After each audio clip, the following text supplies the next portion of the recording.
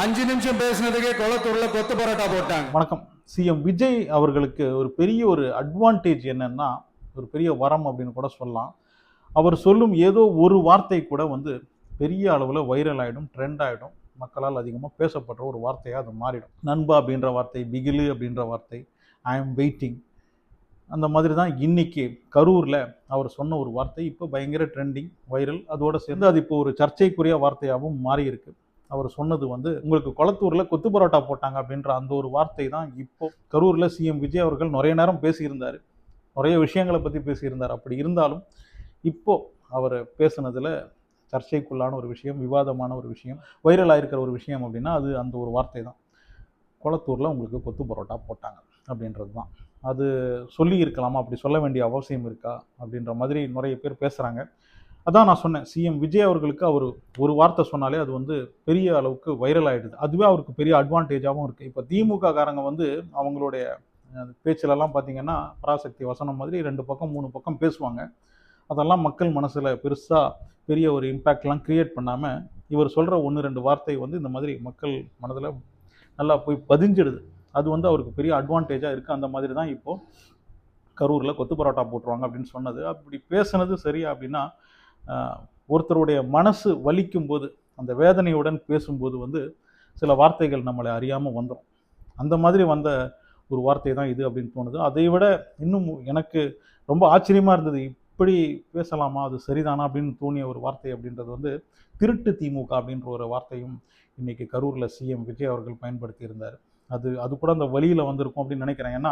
ஏன்னா பெரம்பலூரில் போலீஸ் எங்களை திரும்பி போங்க அப்படின்னு சொன்னாங்க. ஏன்னா கூட்டம் அதிகமாக இருக்குது, கண்ட்ரோல் பண்ண முடியாது அப்படின்னு சொன்னாங்க. அதனால் நாங்கள் திரும்பி போயிட்டோம். அதே மாதிரி கரூர்லேயும் அந்த போலீஸ்காரங்க எங்ககிட்ட சொல்லியிருந்தாங்கன்னு, எங்ககிட்ட பர்மிஷன் கூட வாங்க வேண்டிய அவசியம் கிடையாது. போலீஸ்காரங்க இங்கே கூட்டம் அதிகமாக இருக்குது, இங்கே இன்றைக்கி பிரச்சாரம் பண்ணாதீங்க அப்படின்னு சொன்னால் நாங்கள் திரும்பி போய் தான் ஆகணும். அப்படி இருந்தும் எங்களை நிறுத்தி வாங்க அப்படின்னு கூட்டிகிட்டு போய் அந்த கூட்டத்துக்குள்ளே விட்டது போலீஸ் ஏதோ ஒரு விஷயத்துக்காக செஞ்சுருக்கிறாங்களோ அப்படின்ற மாதிரி அவர் சொன்னார். அவர் சொன்னதில் உண்மையும் கூட இல்லையா? இப்போ பெரம்பலூரில் நீங்கள் பிரச்சாரத்துக்கு வராதிங்க அப்படின்னு போலீஸ் சொல்கிறாங்கன்னா, ஏன் கரூர்லேயும் அதை சொல்ல? ஏன்னா அந்த அளவுக்கு கட்டுக்கடங்காத கூட்டம் இருக்குது அப்படின்னு சொல்கிறாங்க. அப்படிங்கும்போது அதை சொல்லியிருக்கணும்.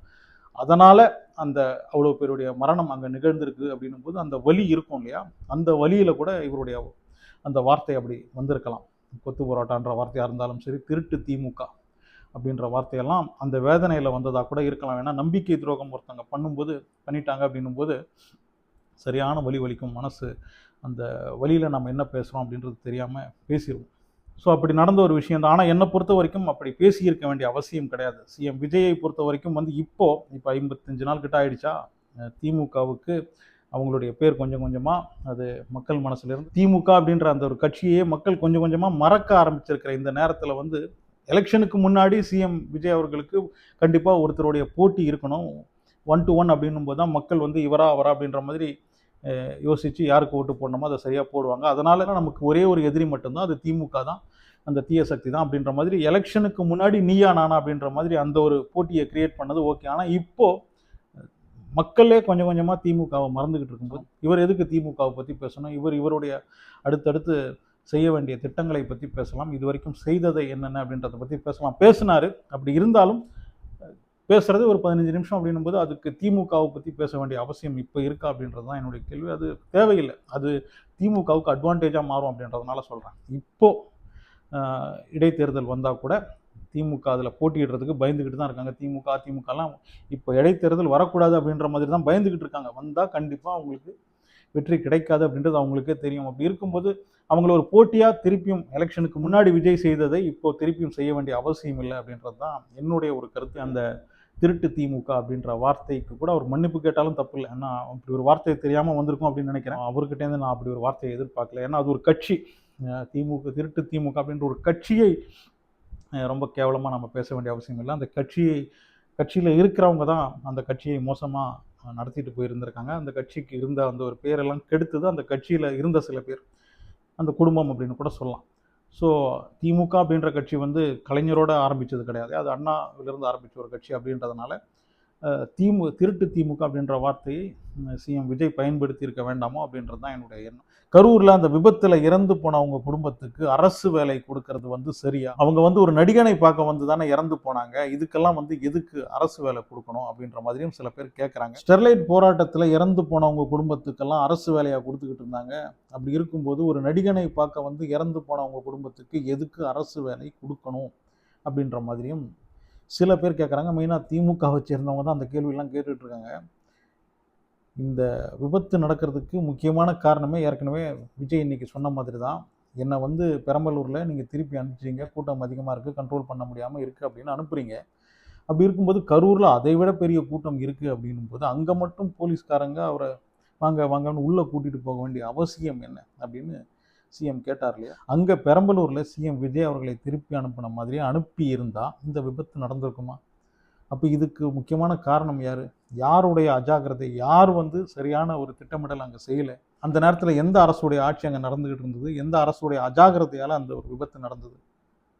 ஸோ அவங்க இந்த விஷயத்தை பற்றி பேசலாம். கரூரில் நடந்த அந்த ஒரு துயரத்துக்கு ஒரு நடிகன் காரணம் அப்படின்றதை விட அரசின் அஜாக்கிரதை தான் அப்படின்றத தான் மக்கள் நம்புகிறாங்க. அதனால தான் உங்களை வந்து இந்த முறை அவங்க ஆட்சியில் உட்கார வைக்கல. அவங்களுக்கு வந்து அரசு வேலை கொடுக்கணும் அப்படின்னு சொல்ல, திமுக காரங்க ஏன் இவங்களுக்கு அரசு வேலை கொடுக்குறீங்க அப்படின்ற கேள்வி கேட்கறதுக்கு எந்த ஒரு அருகதையும் கிடையாது அப்படின்றது தான். கொஞ்சம் சிரிப்பை வர வைக்கிற மாதிரி ஒரு விஷயத்தையும் கரூரில் சிஎம் பேசியிருந்தார். சட்டமன்றத்தில் இனிமேல் பேச ஆரம்பிக்கிறதுக்கு முன்னாடி முதல்ல சபாநாயகர்கிட்ட வந்து அந்த டோரெல்லாம் நல்லா க்ளோஸ் பண்ணிவிடுங்க அப்படின்னு சொல்லிட்டு பேசணும் போல இருக்குது. ஏன்னா வந்து நான் பார்ட்டி ஃபண்டு அப்படின்னு ஆரம்பித்தேன், உடனே ஓட்டம் பிடிச்சிட்டாங்க. எந்த பார்ட்டி, என்ன பார்ட்டி, என்ன ஃபண்டு அப்படின்லாம் நான் பேசவே இல்லை, அதுக்கு முன்னாடி ஓடுன்னு ஓட ஆரம்பிச்சிட்டாங்க அப்படின்ற மாதிரி சிஎம் சொல்லியிருந்தார். அதுக்கு லேட்டஸ்ட்டாக இப்போ செந்தில் பாலாஜியும் பதில் சொல்லியிருந்தார். யார் ஓடினாங்க அப்படின்றது எங்களுக்கு தெரியும். அந்த நேரத்தில் அந்த விபத்து நடந்தபோது பாதிக்கப்பட்டவங்களுக்கெல்லாம் யார் உடனே வந்து உதவி செஞ்சது அப்படின்றதெல்லாம் மக்களுக்கு தெரியும்.